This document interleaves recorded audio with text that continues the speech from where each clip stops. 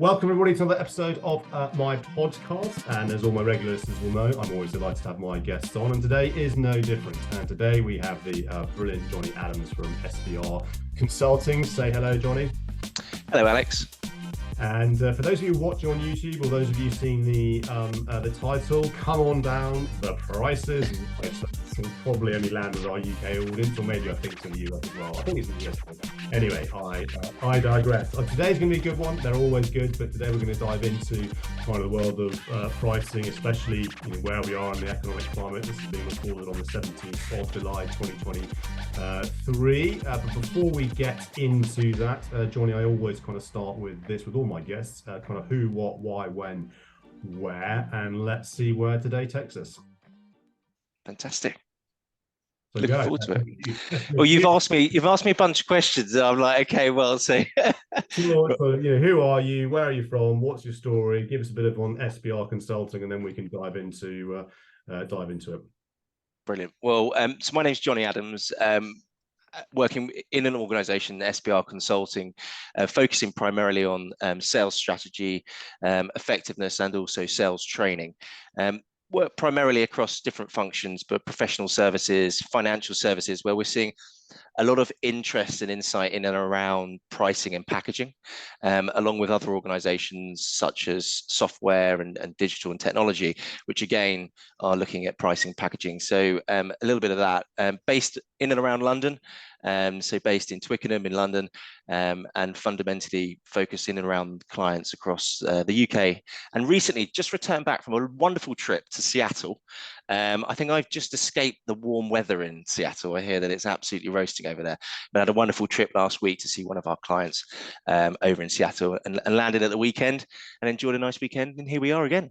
The week starts. Indeed. I think, yes, there's the heat dome, I think, is appearing over the US, as I saw this morning, and more importantly, a fellow Kamado barbecuer as well. But that's for another podcast. Maybe I should do a barbecue podcast. Anyway, I digress. So, the price is right. Pricing, packaging. We're in some interesting times from an economic perspective. People I'm talking to, budgets are getting tighter.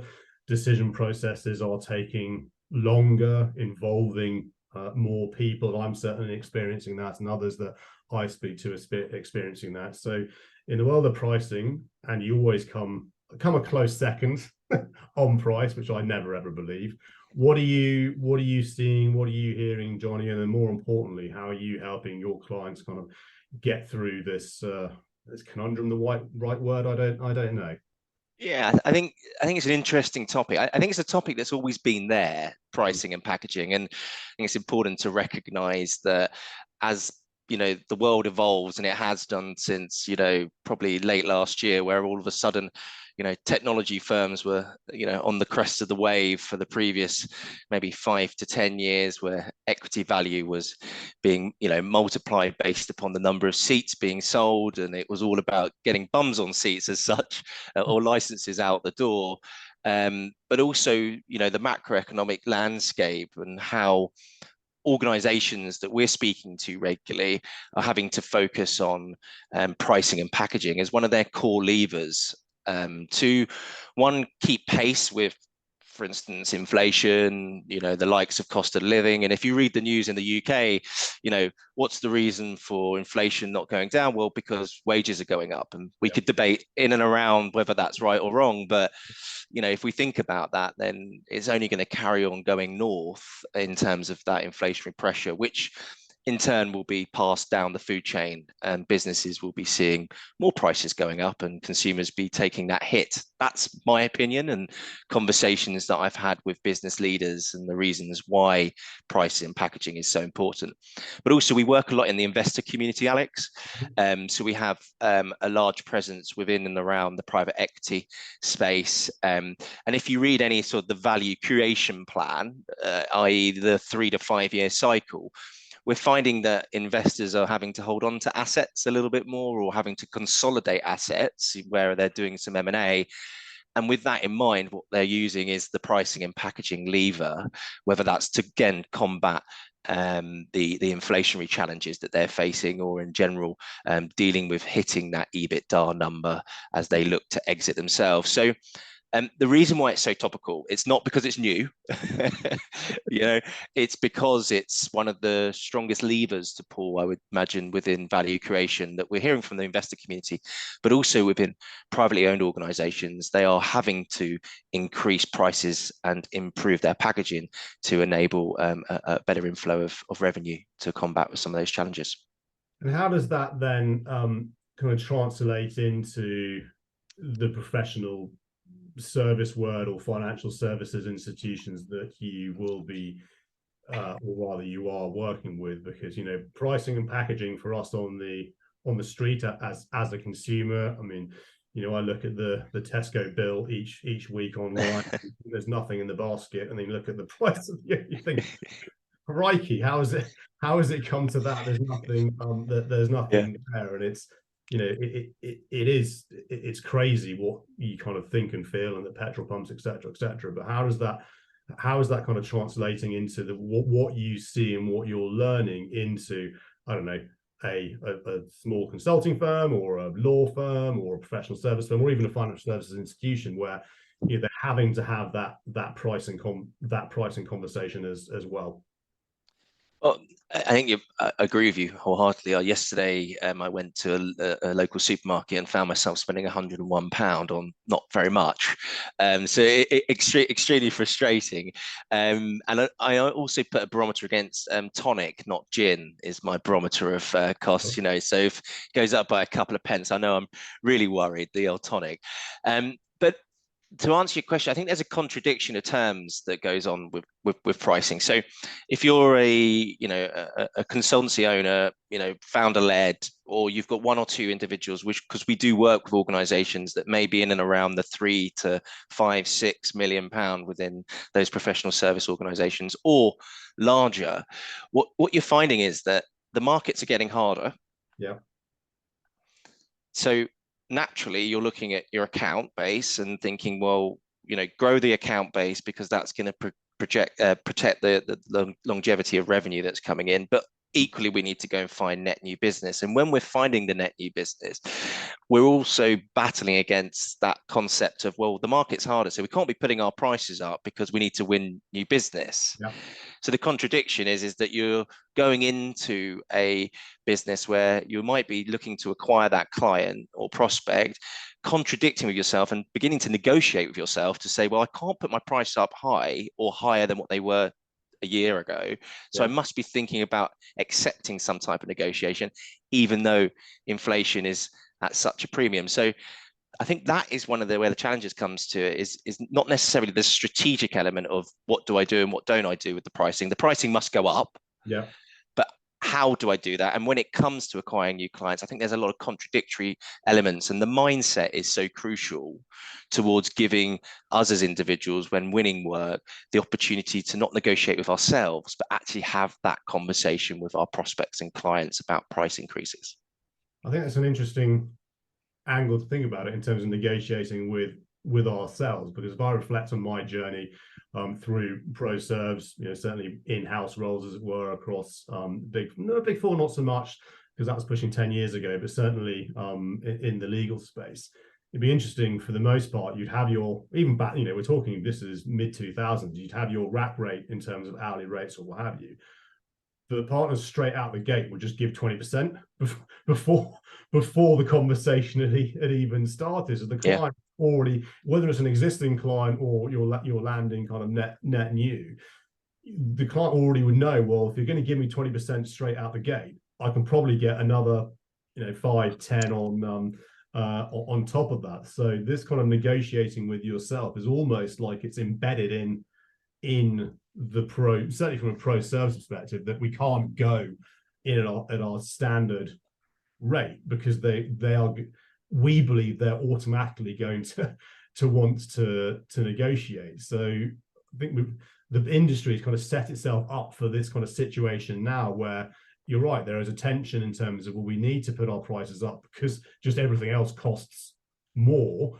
Certainly from a UK perspective, salaries going up, etc., etc. Yet the client you want to be respectful. Yet the client probably knows that we can get 20% straight out the gate because that's what you've all already done. I mean, do you see that outside of in other industries, or is that just unique to the process? Yeah.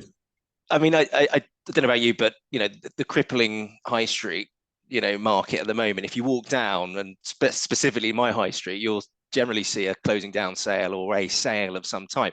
So over the last 5 years, with that industry sort of struggling, you're seeing it being conditioned by here's a sale, here's a sale, here's a sale, and potentially over the last 5 to 10 years, the way in which we've been purchasing, probably in the consumer world, may be now translating into the professional service world, where our expectation is there must be a deal out there, and potentially we're offering that deal and being conditioned.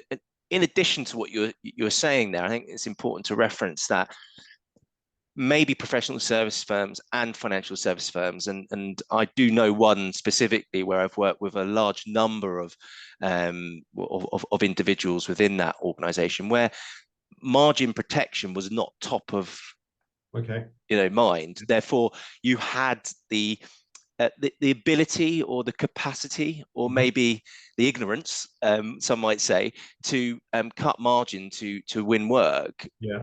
But ultimately, if that's being conditioned and not owned by an organization, or the leaders haven't been directing the correct behavior, then someone's just going to be constantly conditioned. And when we're looking in and around this market of pricing and packaging, because if we don't adjust like everyone else is, how on earth as an organization can we continue to reach those revenue figures? But if we've conditioned our staff to it's okay to cut margin, how can we change that mindset towards the new norm, which is increases of pricing? I think that's a challenge for sure that people are facing. So on the how then, how does, irrespective of industry, because I'm reflecting on if you're in the kind of an SDR AE world and kind of tech, we all know that at the end of each quarter, you can, as a buyer, you can push really hard and get good deals that are being pushed through, and that's been there for forever in terms of that. But how do you help individuals kind of shift that mindset to a new way of thinking to get them out of that preconditions? This is what I always default to. Yeah, I think that's a good question. So there's a private equity house that we've been working with for about 18 months, where we have flown around the world as such, but helped a handful of their organizations with pricing and packaging levers and increases. In terms of how that happens, so first and foremost, the pricing strategy must be in place, and you may use an external partner or internally. Interestingly, when someone says the word prices are increasing, what goes through your thoughts, Alex, when you hear that? Our prices are increasing in the business, off you go. What picture does that create in your mind if you were a sales professional in that organization? I think if someone says to me, our prices are increasing, it's because your costs are increasing. So you're having to put your prices up because of everything else. But I mean, my initial reaction is, we got to put our prices up because the cost of running the business is going up. Therefore, we need to maintain our margins, and et cetera, et cetera. Now, margins in pro service is very, very different in terms of the capacity they have to work with versus margins in retail or even SaaS technology, as we have seen. But if someone would say to me, that's typically, and I reflect on my own being internally, it's the CFO has said, well, we've had to put this up and this up and this up, therefore we then have to pull this lever to put these up. Yeah, and you mention it exactly correctly, right? And you get it because you understand the bigger picture. But imagine you're a sales professional that is sitting there based upon their remuneration package, and that isn't really explained well enough up front. So the how, first of all, what we do as an organization to help with pricing and packaging is understand the why. Yeah. So actually helping a business to articulate that. And may I say, CFO to a sales representative, very different language. Sometimes it's like, two different conversations going on at the same time. And therefore, what we are able to do is bridge the gap between communication. So this is the why. Yeah. So a lot of the time we have a perception. The reason why I asked you that question is I wanted to hear your perception of pricing and packaging, because if you ask another 5 people, you're going to get another answer. Some of them like, oh no, I don't want that to happen, or yeah, okay, well, let's bring it on. It's part of the world. It's part of where we live, and especially if they've experienced it in the past throughout their career. So we bridge that, and we also use the voice of customer. Interestingly, when you look at pricing strategies, you have maybe a preconception that we're expensive, or the customer might not see the value in our proposition. And being able to demystify that to share with the sales team is so crucial. This is actually how your customer sees you and what they see of the value, because it's a value-based conversation that really does help with dealing with price increases. And those are some of the crucial things of how. So we focus on number one, which is the mindset, as I've just mentioned. Why I asked you that question, because I wanted to check in with your mindset. I wanted you to share what your perception of pricing and packaging was, because as I say, if we ask the person down the road, they've had some past experiences, or they've been preconditioned into pricing and packaging. And it's important for us to maybe share some of the value of why we're doing this as a business. So that's the first part we help. The second part is that we really do see that the next part is around the skill set. And we talked about, don't concede, always trade, or make a stand before you go in and actually deal with certain elements of negotiation, or don't negotiate with yourself. Understanding your opportunity or your zone of potential agreement, as we've all heard in the past, is really crucial towards dealing with pricing and packaging. And the third and final piece is the systems and the processes. So how are you building the right processes? For instance, in the SaaS world, what's your run rate to renewal? Are you looking 3 months, 6 months, or 9 months up to that renewal, and having a look at those accounts that do have the capacity to churn? And should we be jumping on those that we do have the ability to, still manage and deal with? Or what about those ones that have already passed that we just need to let go at this stage? So the processes and the structure that are in place are really important. So those are the 3 areas: mindset, skills, processes, and structures when dealing with pricing and packaging. There's some hugely helpful, thank you. And I like the framework as well, the simplicity of the framework, but I want to pick up on I want to come to the value conversation in a minute, because that's hard. But I want to pick up on something, and this is, I'm reflecting on how I've been coached in the over the years, and Dominic de Marabella is one of my mentors way back when in the world of law. It's the trade bit. So how do you help people understand how to kind of trade or barter? So if a client says, well, we don't want to do it for X, rather than going, okay, I'll give you the same service, but for Y, I'm guessing the trade bit is then there's a trade-off in terms of, okay, but if you want it for this, you're not going to get all of this, you're going to get some of this. So how do you help whoever kind of have those conversations? Because they're not easy, and I've been there myself. Yeah, and I think there's that element again in a business that's mature. We're talking maybe about a 20 million plus organization with spans and layers and hierarchy. I wonder how often businesses actually set their consultants, their professional service firms up for success.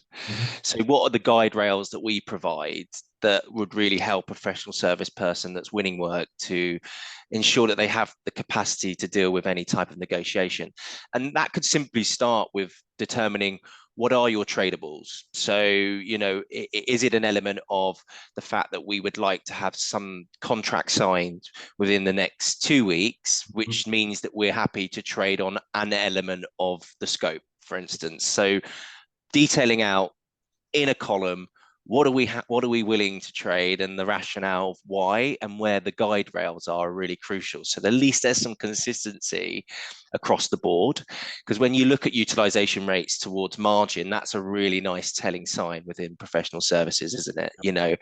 Are we selling something at a low margin and people are overworking? So how we do that is first through that list element. What are we willing to trade? Also, being able towards then dealing with that conversation. So I think that's the execution part, is when being met with a challenge or a negotiable, how do you deal with that? And it could be as simple as dealing with it with just a simple objection handling framework. Just go back to basics. Let's not overbake this. And how do you deal with that through a good objection handling framework, knowing that these are your lists that you can always fall back on? Does that give you some insights or direction? It does, and I'm as to the point. Your point about back to basics is interesting, because there's a narrative starting to come out in kind of the sales conversation and through the likes of David P. Fisher on LinkedIn and a few others, is that sales needs to get, irrespective of industry, we need to get back to basics. How you and I did, not giving our age away, but did 10, 15, even 20 years ago, when none of this technology existed and it was pretty straightforward and you can only meet so many people during the course of the week. But a lot of it is actually coming back to the fundamentals. But reflecting on what you've just explained, is that, and I guess this is where, not I guess, and then I know this is where systems and processes come into, but you need to work as a team to figure out, this is the total offer, and then what are the bits that we're prepared to move on, and then how does that reflect on a price, and then give the ability to have that conversational framework that if a client says, no, you're too expensive at 100, I want to go for 80, what bits you can flex and kind of give away, but be confident to go back to the clients and go, fine, if you want to do it for 80, you're not going to get X, Y, Z. And if the client then says, well, hang on a second, you need to have the confidence to explain why they're not getting that, because you've got to protect your own margins, your own, et cetera, et cetera. Is that a fair summary of what I've heard? Yeah, exactly. And I think you've added a couple of words there that I didn't, which was the pricing element, which again, what we're rolling up to be is that full package. The confidence around that. And one of the biggest things we're hearing at the moment when talking to professional services, and written a lot in research at the moment, would be we're part of the MCA, so Managing Consultancy Association, which we've been for the last few years. It's a fantastic association to be part of and learning lots. And they write a really great report, which comes out annually, and it's just recently come out. And it talked about where the majority of consultancy services are being, spent. So financial services is the biggest area at the moment that are using, consultancy services. But interestingly, how are people getting around the pricing and packaging piece? Rather than selling or delivering large, big programs, which was so 2022, 2021, it's now in 2023 is breaking down those into phased approaches. Okay. Why? Well, because CFOs are saying no more than they're saying yes. And normally the way in which you can ask is, well, what is that budgetary sign-off threshold that will now allow you, Alex, to sign it off, rather than going through the dark and stormy, seas of the procurement team, right? And when we're breaking down these individual packages, we're seeing with businesses that we're working with is that it's a 5-stage approach that we're going to go on, rather than this one full package. And that is a great way to getting things over the line that we've found, and backed up by the MCA with their recent annual report. And certainly, if I reflect on in my own world, that I've had to go through similar things in terms of its smaller continual bits of work, because my stakeholders don't have the same ability they did pre-COVID to sign off, 50, 60, 70 grand without even batting an eyelid, in terms of, that's fine, I don't need to go to, the powers that be. Whereas now it's more chunks of 10s and 20s than we're going to commit to this over. So I'm still getting to the same end goal, but I've had, to your point, kind of change the approach in terms of getting it through, so that you don't get sucked into the dark and stormy sea. Oh my God, we're now on a 6, 8, 10-week process to get this signed off. And that's the packaging part. Yeah, so absolutely. So pricing and packaging, we've discussed the pricing element, potentially the tradables and what we've got on that list, to your point. And then the packaging part is, how do you package up that suite as professional services? The research is saying chunking it together, getting through that threshold or beneath that threshold before it has to go to X and Y is a helpful way, or an option moving forward, I would suggest. And I guess you can still articulate the journey. So you can still kind of put the 5 stages, if you will, in terms of, this is where we can still get to, but you now need to sign off on each one, which also, from a client perspective, is going to put, we're going to come to the value piece as well, but you need to make sure that phase one, you're doing a good job, right, to make sure you get to phase two and phase three to stop them going out to tender again, or Yeah. at least go out to tender, you are, you're ready to roll. and you're absolutely right. And maybe that is the bridge between value, because when we work with our organizations and our wonderful clients, is that we ask a lot about what is the business impact or the value that you've delivered to an individual organization. Maybe we look retrospectively in a year, especially if you're looking to expand an account in this tough market. I would say 95 to 99% of the professional service firms and financial service firms, or firms in general, may I say, let's not abscond others, struggle with articulating value and the business impact from the landmark deals, those deals we want to win. Time and time again, they struggle with the value statement. So what is that telling us about? It's suggesting, I believe, that we don't do enough upfront, i.e. being able to qualify correctly to establish what the value gap could be. Yeah. And if that's the case, and we're still learning those behaviors when it comes to price increases, if we're not establishing what the value gap could be, how are we then being able to have that decent conversation when we got price increases? I'm just putting two and two together. Yeah. There is that we're not doing a great job at establishing value. And when it comes to price increases, which are inevitable because we're not very good at that piece of behavior at the top of the sales process, how are we going to get towards delivering a value statement on pricing and packaging? So, Jonny Adams, come on down. The price is right. How does one start to articulate the value conversation? Yeah. Well, I would, the method in which has worked in the past and most recently is, first of all, go all the way back as far as you can get in the sales process. So let's have a look at your sales process first and foremost. At what point do you need to qualify and establish the potential value or upside of a potential engagement as a business development professional?